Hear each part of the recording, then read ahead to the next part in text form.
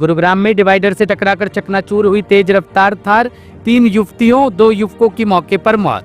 हरियाणा के गुरुग्राम में आज तड़के रफ्तार का खौफनाक कहर देखने को मिला। नेशनल हाईवे 46 के एग्जिट 9 पर तेज रफ्तार थार अनियंत्रित होकर डिवाइडर से टकरा गई। इस हादसे में 5 लोगों की मौके पर ही मौत हो गई, जबकि एक शख्स गंभीर रूप से घायल है। मरने वालों में 3 युवतियां और 2 युवक शामिल है। जानकारी के अनुसार यह हादसा शनिवार सुबह करीब 4:30 बजे हुआ। काले रंग की थार कार में 6 लोग सवार थे, जो किसी काम से गुरुग्राम आए थे।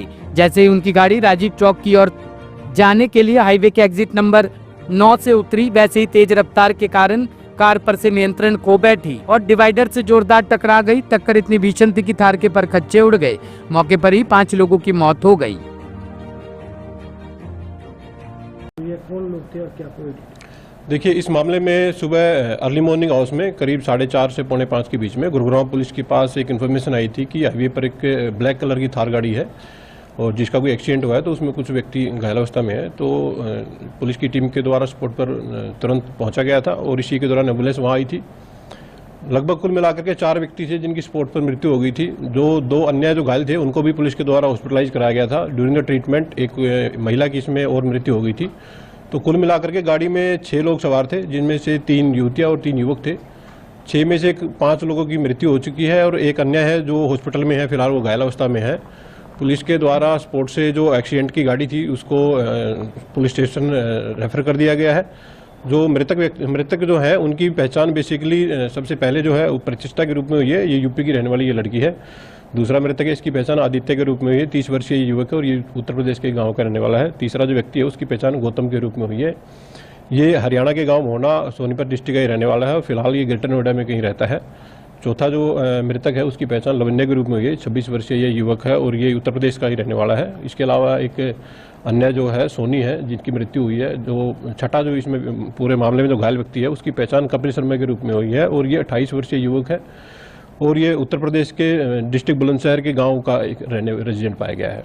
क्या करते थे सभी के पुत्र? पुलिस के द्वारा अभी सभी जो मृतक और घायल है उनकी फैमिली को इन्फॉर्म कर दिया गया है। उनकी फैमिली से कांटेक्ट पुलिस के द्वारा कर लिया गया है। उनसे संबंधित जो जानकारी है ये पुलिस के द्वारा ली जा रही है कि ये किस लिए यहाँ पर आए थे और ये कहाँ ये काम करते हैं और ये कैसे ये लोग इकट्ठे हुए।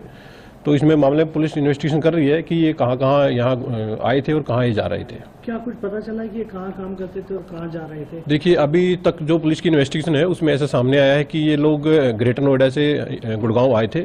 अभी पुलिस के द्वारा चेक किया जाएगा और विक्टिम जो है जो घायल मामले में है उसकी स्टेटमेंट पुलिस के द्वारा ली जाएगी और उसके अकॉर्डिंग फर्दर जो कार्रवाई लीगल जो कार्रवाई है पुलिस के द्वारा वो मामले में की जाएगी। क्या एक्सीडेंट से पहले किसी क्लब वगैरह में भी इनके? अभी इस मामले में पुलिस के द्वारा जाँच की जाएगी और अगर ऐसा कोई मामला सामने आएगा तो उसके अकॉर्डिंग पुलिस जांच करके और फर्दर जो लीगल कार्रवाई है इसमें जारी रखेगी। एक मृतक युवती के बारे में जानकारी मिली है कि वो भी पढ़ रही थी, लॉ स्टूडेंट थी किसी।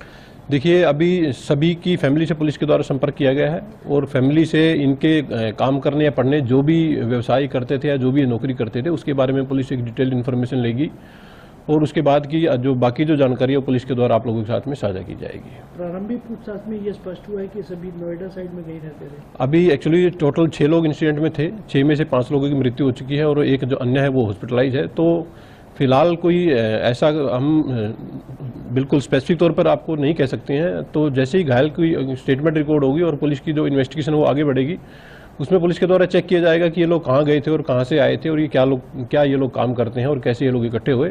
उसके बारे में विस्तार से इन्वेस्टिगेशन पुलिस के द्वारा मामले में की जाएगी। लेकिन एक्सीडेंट की कुछ वजह सामने आई है क्या? देखिए, अभी तक जो घटना सुबह करीब 4:30 से 4:45 के बीच में हुई है। जो स्पॉट पर जो स्किड मार्क्स हैं, स्किड मार्क्स को देखते हुए ऐसा लग रहा है कि गाड़ी जो थी काफ़ी स्पीड में थी और प्रारंभिक तौर पर तो ऐसा लग रहा है कि स्पीड की वजह से ही ये गाड़ी का एक्सीडेंट हुआ है। फिर भी पुलिस के द्वारा एक डीप इन्वेस्टिगेशन मामले में की जाएगी क्योंकि घटना में कुल मिलाकर के 5 लोगों की मृत्यु हुई है। तो इन्वेस्टिगेशन के बाद ही कुछ कंक्लूसिव तौर पर कहा जा सकता है इस मामले में। थार गाड़ी के बारे में पता चला कि जी, ये जो गाड़ी है ये यूपी का इसका रजिस्ट्रेशन नंबर है और रजिस्ट्रेशन नंबर से मालिक की डिटेल पुलिस के द्वारा ले ली गई है। उनसे भी पुलिस के द्वारा संपर्क किया गया है और उनको भी फर्दर मामले में। Bureau report, team alive news. खबरों की विस्तार से जानकारी के लिए सब्सक्राइब करें हमारा चैनल और क्लिक करें बेल आइकन पर ताकि कोई भी खबर आपसे अछूती ना रह सके।